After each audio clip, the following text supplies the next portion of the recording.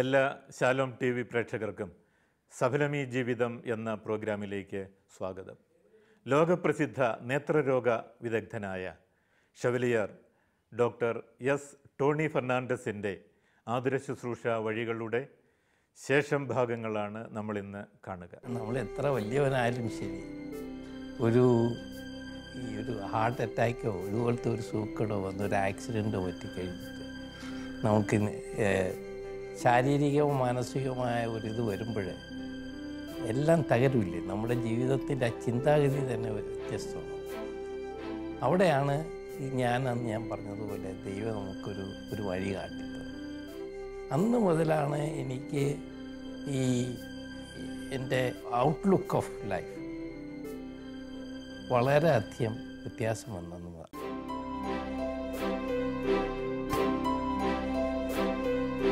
ഇങ്ങനെയൊരു തിരിച്ചറിവ് ഉണ്ടായതിന് ശേഷം സാറിൻ്റെ വ്യക്തി ജീവിതത്തിലും അതോടൊപ്പം തന്നെ ഔദ്യോഗിക ജീവിതത്തിലും അതെങ്ങനെ പ്രതിഫലിച്ച് എന്തെല്ലാം മാറ്റങ്ങൾ ഉണ്ടായി? പിന്നെ പല കാര്യങ്ങളിലും ഞാൻ വേണ്ടെന്ന് വയ്ക്കാൻ വലിയ ഒരുപാട് ആവശ്യമില്ലാത്ത സംഘടനകളിൽ പോവുക, അനാവശ്യമായിട്ടുള്ള സമയം ഇത് ചെയ്യുക, സ്വന്തമായിട്ടുള്ള ഈ സാമൂഹ്യ പ്രതിബദ്ധത കൂടാതെയുള്ള പ്രവർത്തനങ്ങളിൽ നിന്നൊക്കെ ഞാൻ പിന്മാറി. അത് കഴിഞ്ഞ് ഞാൻ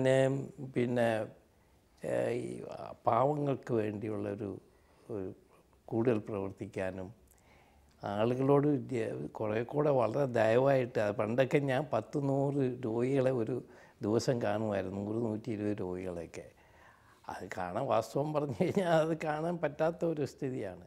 അപ്പോൾ രോഗികളെ കാണാൻ ശരിയായിട്ടുള്ള കാഴ്ചയല്ല. പിന്നെ അവർ എന്തെങ്കിലും കണ്ട് ഡോക്ടറെ കൈവച്ചാൽ മതി എന്നുള്ളൊരു ആറ്റിറ്റ്യൂഡ് ഉള്ളത് കൊണ്ട് അതങ്ങനെ വെച്ചുകൊണ്ട് പിന്നെ ഞാനത് വളരെ കുറച്ചു, എല്ലാവരും ഇതിൻ്റെയൊക്കെ കുറച്ച്. ഒരു രോഗിയെ കാണാൻ, അതായത് മനുഷ്യനെ കാണാനായിട്ട് സമയം കൂടുതൽ ചിലവാക്കി അവരുടെ പ്രശ്നങ്ങൾ കണ്ടുപിടിക്കാനും അവരോട് സംസാരിക്കാനും ഒക്കെ ഞാനിപ്പോൾ കൂടുതൽ സമയം ചിലവഴിക്കുകയാണ്. വളരെ രോഗികളുടെ നമ്പർ വളരെ കുറച്ച് ഞാൻ പലപോലെ ആവശ്യമില്ലാതെ ഒന്നും ചെറിയ കാര്യങ്ങൾക്ക് ആരും വരാതിരിക്കുന്നതാണ് നല്ലത്. റെഫർ ചെയ്ത കേസസൊക്കെ നോക്കുക. സംഗതി ഒന്നും ഇല്ലായിരിക്കും, ചെറിയ കാര്യങ്ങളായിരിക്കും. 2 ആശ്വാസം, ഇതൊക്കെയല്ല, ഇത് കുഴപ്പമൊന്നുമില്ല, ഡോക്ടർ പറഞ്ഞാൽ മതി, അത് കേൾക്കാൻ വേണ്ടിയാണ് വന്നത്. അങ്ങനെ ഒരു ആറ്റിറ്റ്യൂഡിൽ എൻ്റെ ജീവിതത്തിൽ, എൻ്റെ പ്രവർത്തനങ്ങളിൽ വ്യത്യാസം വന്നിട്ടുണ്ട്. മറ്റേത് എത്ര പേരെ കാണണം, സ്റ്റാറ്റിസ്റ്റിക്സ് ആയിരുന്നു, എത്ര ഓപ്പറേഷൻ ചെയ്യണമെന്നുള്ളതായിരുന്നു.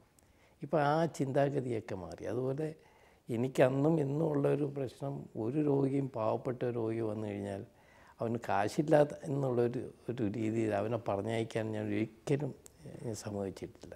വൈദ്യൻ ദൈവത്തിൻ്റെ പ്രതിനിധിയാണ്, പ്രതിപുരുഷനാണെന്നുള്ള ഒരു ശരിയായൊരു ബോധ്യത്തിലേക്ക് വന്നു എന്നാണ്.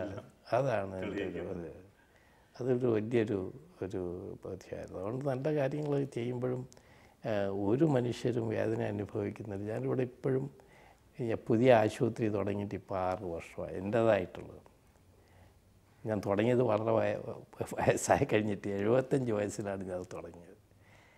ആ ആശുപത്രി ചോദിച്ചപ്പോൾ ആൾക്കാർ ചോദിച്ചു, എന്താ ഡോക്ടർ ഇതിനു മുമ്പ് തുടങ്ങായിരുന്നത്, ഇപ്പോഴും ഈ പ്രായത്തിൽ എന്താ തുടങ്ങിയത്? ഞാൻ പറഞ്ഞു, എനിക്ക് ഒരു പ്രചോദനം അങ്ങനെ ഉണ്ടായി അവിടുന്ന് വന്നപ്പോഴും ഇതുപോലെ. ഇപ്പോൾ എൻ്റെ ആശുപത്രി വന്നു കഴിഞ്ഞാലും പാവങ്ങൾക്കൊരു പ്രത്യേക സമയമുണ്ട്, പിന്നെ ഫ്രീ ട്രീറ്റ്മെൻ്റ് ഉണ്ട്. ഒരു നല്ല ശതമാനം 20%, 15-20% ആൾക്കാരെ ഓപ്പറേഷൻ ചെയ്യുന്നതൊക്കെ ഫ്രീ ആയിട്ടാണ്. ഇതൊക്കെ ഞാൻ ചെയ്യാൻ എനിക്ക് സന്തോഷമാണ്. ഇപ്പം എനിക്ക് സ്വതന്ത്രമായിട്ട് ആളുകൾ വന്ന് പാവമാണ് ഡോക്ടറെ കൺസെഷൻ കൊടുക്കണമെന്നോ ഞാൻ കൺസെഷൻ കൊടുക്കും.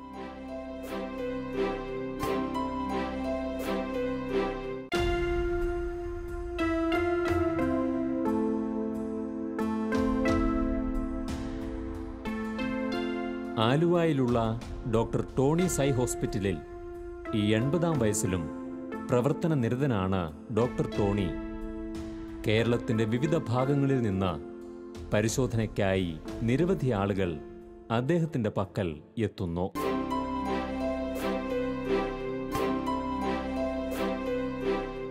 അങ്കമാലി ലിറ്റിൽ ഫ്ലവർ ഹോസ്പിറ്റലാണ് അങ്ങയെ ലോകമറിയുന്ന ഡോക്ടറാക്കി മാറ്റിയത്. അവിടുത്തെ പ്രവർത്തനങ്ങളെ സംബന്ധിച്ച് ഒന്ന് വിശദീകരിക്കാം. വാസ്തവം പറഞ്ഞു കഴിഞ്ഞാൽ അങ്കമാലി ഞാൻ വരുന്ന സമയത്ത് ഒരു കൊച്ചു കുഗ്രാമമാണ്. ആശുപത്രിയാണെങ്കിൽ ചെറിയ ആശുപത്രി. അന്ന് ഉള്ള അച്ഛന്മാർ ഡയറക്ടർ പാനിക്കുളം അച്ഛനായിരുന്നു.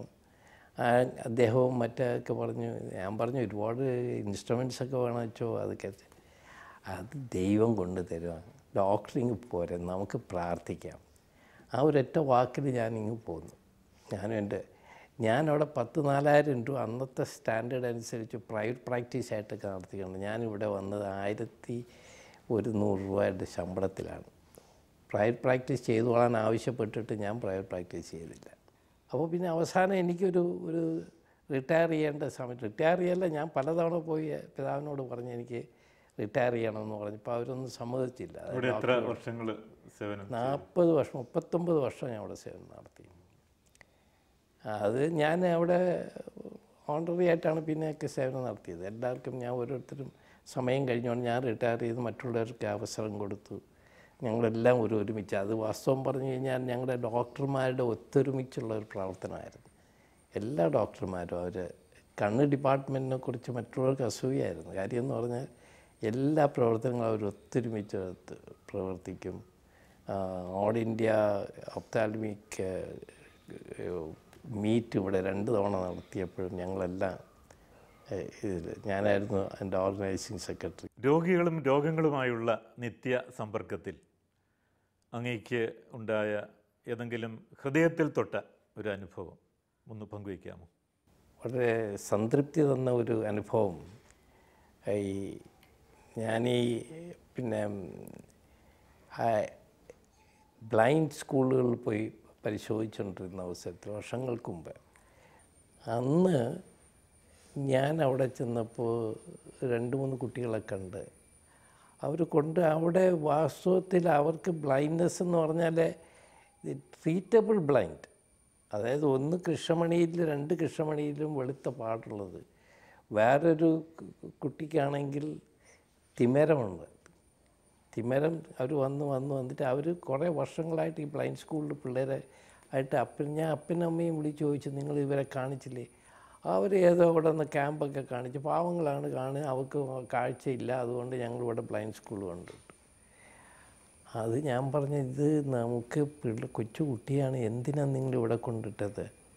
ഞാൻ ട്രീറ്റ് ചെയ്യാൻ, ഞങ്ങൾ കൊണ്ടുപോകാൻ, ഞങ്ങൾക്ക് അതിനുള്ള സാമ്പത്തികം, അത് കൊണ്ടുപോകാൻ ഞാൻ സാമ്പത്തികം ഞങ്ങൾ ചെയ്തു തരാം എന്ന് പറഞ്ഞ് ഈ കൊച്ചു കുട്ടിയെ ഞാൻ അങ്കമാലി കൊണ്ടുപോയി ഒരു കുട്ടിയെ ട്രാൻസ്പ്ലാന്റ് ചെയ്ത് കൊടുത്തു. അത് കഴിഞ്ഞ് കുട്ടി ഓടി നടക്കുക, വായിക്കുകയൊക്കെ ഇത് വായിക്കാൻ വന്നു.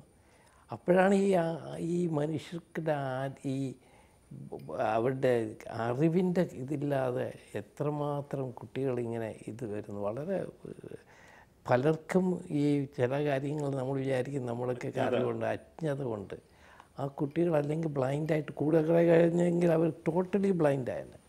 അങ്ങനെ സേവ് ചെയ്യാൻ പറ്റിയിട്ടുണ്ട്. അങ്ങനെ അതുപോലെ തന്നെ കാറ്ററാക്റ്റ്, തിമിരം, ഈ കുട്ടികളുണ്ടാകുന്ന തിമിരം, അവരെ ഞാൻ കൊണ്ടുപോയി ഇതൊക്കെ ഓപ്പറേഷൻ ചെയ്ത് ഇങ്ങനെ ഇത് ചെയ്തിട്ടുണ്ട്.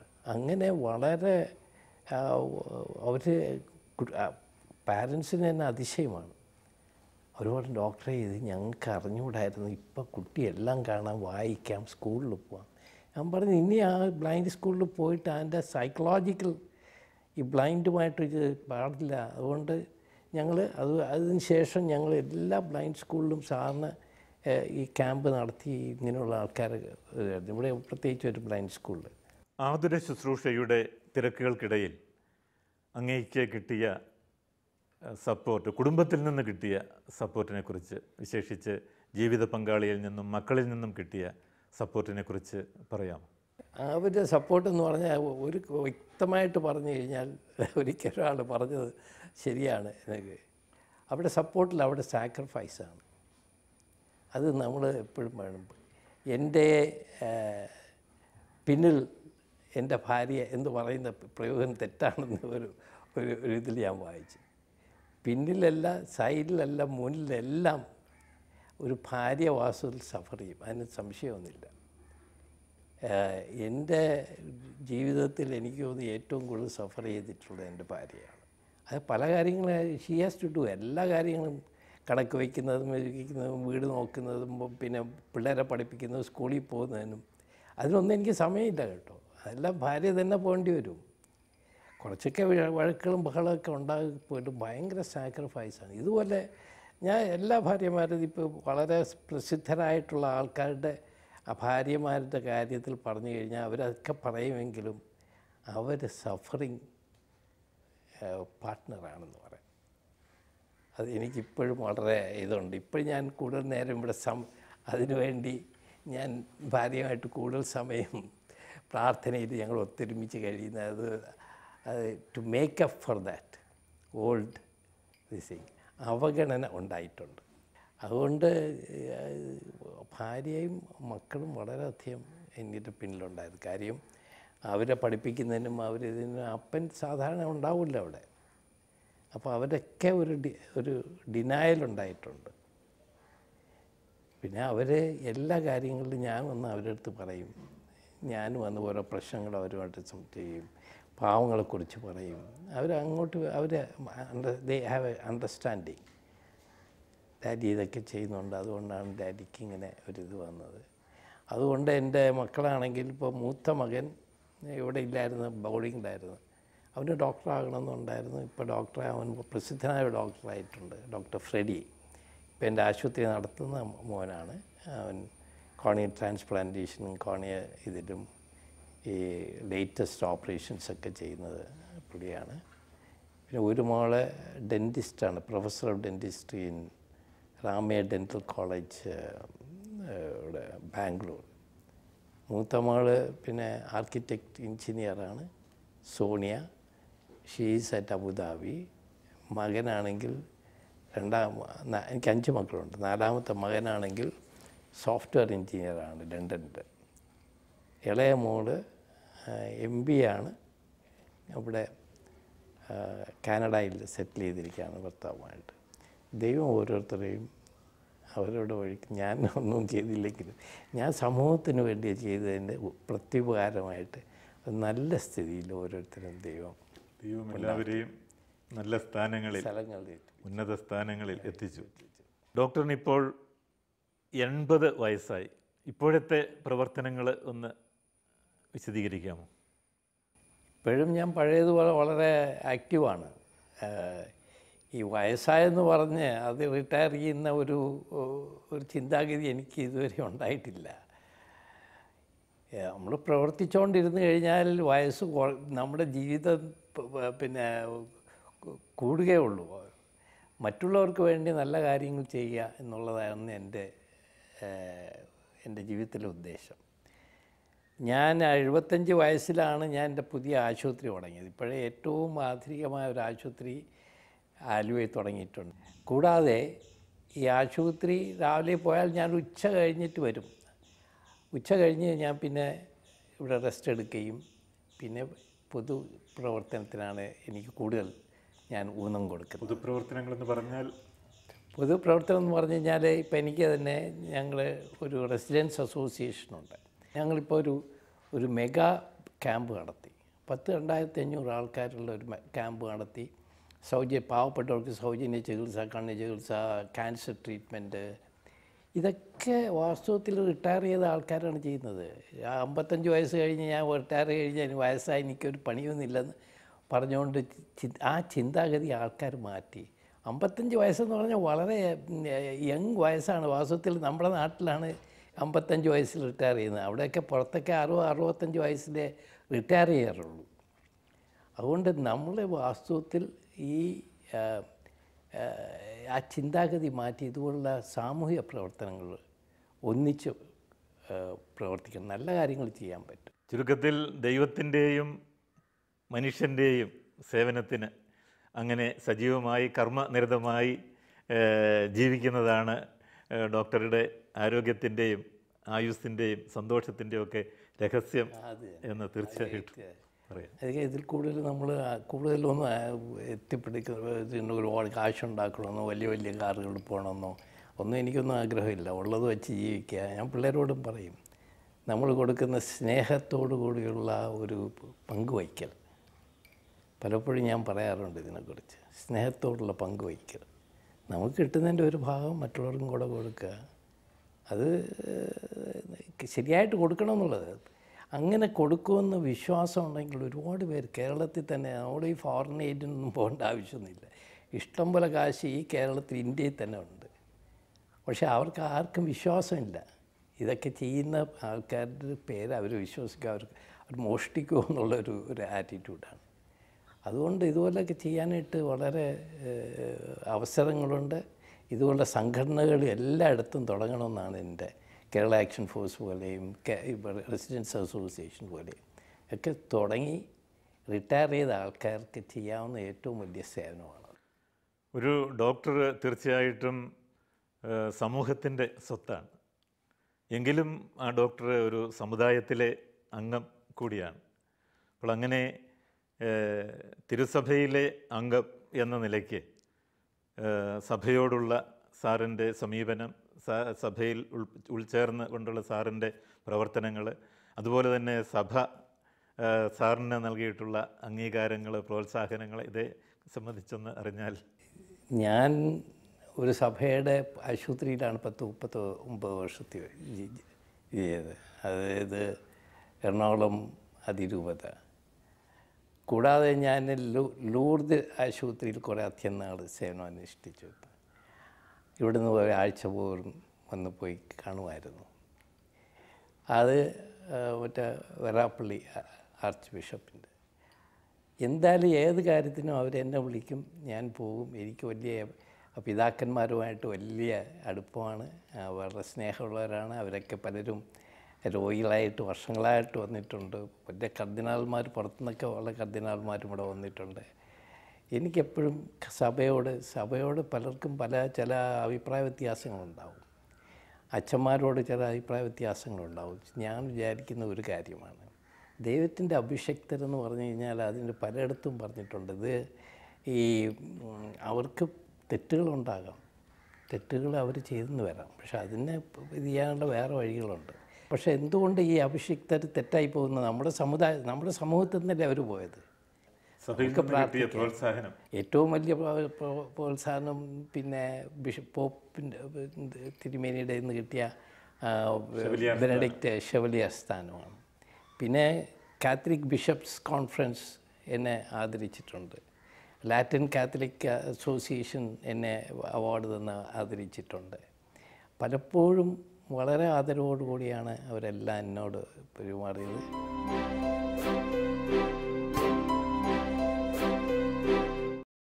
തൻ്റെ ജോലിയോടും സമൂഹത്തോടുമുള്ള ആത്മാർത്ഥമായ സേവനങ്ങൾക്ക് അംഗീകാരമായി ഡോക്ടർ ടോണിയെ തേടിയെത്തിയ പുരസ്കാരങ്ങൾ അനവധിയാണ്.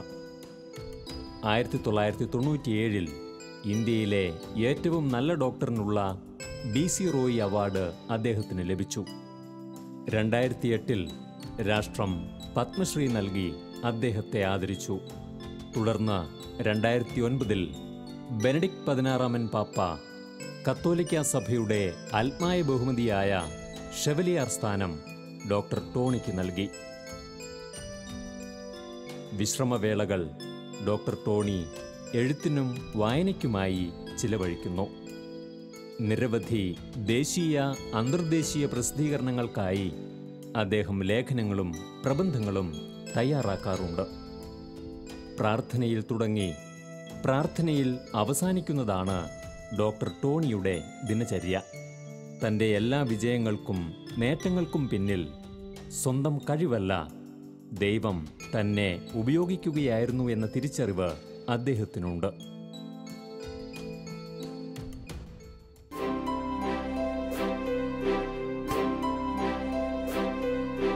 അഞ്ച് പതിറ്റാണ്ട് നീണ്ടു നിൽക്കുന്ന ആതുര ശുശ്രൂഷ, അതോടൊപ്പം തന്നെ സന്തുഷ്ടമായ ഒരു ജീവിതം, സഫലമായ ഒരു ജീവിതം നയിച്ചതിൻ്റെ സന്തോഷം, ഇങ്ങനെയൊക്കെയുള്ള അങ്ങ് പിന്തിരിഞ്ഞ് നോക്കുമ്പോൾ അങ്ങേക്ക് എന്ത് തോന്നുന്നു? ദൈവം ഏറ്റവും കൂടുതൽ അനുഗ്രഹിച്ചിട്ടുണ്ടെന്നാണ് എനിക്കത്. ഞാൻ ആഗ്രഹിച്ചതിനേക്കാളും ഞാൻ സ്വപ്നം കണ്ടത്, എല്ലാവർക്കും ഒരു സ്വപ്നമുണ്ടല്ലോ ജീവിതത്തിൽ. ആ സ്വപ്നത്തിനുപരിയായി ദൈവം എന്നെ അനുഗ്രഹിക്കുകയും എനിക്ക് പല കാര്യങ്ങളിൽ ഈ ഇത്രയും ഒരു ഇത്രയും പേരും പെരുമയും ഒക്കെ തന്നതിനും ഞാൻ ദൈവത്തിനോട് നന്ദി പറയാം. ഞാൻ ദിവസവും പറയുന്ന ഒരു പ്രാർത്ഥനയുണ്ട്.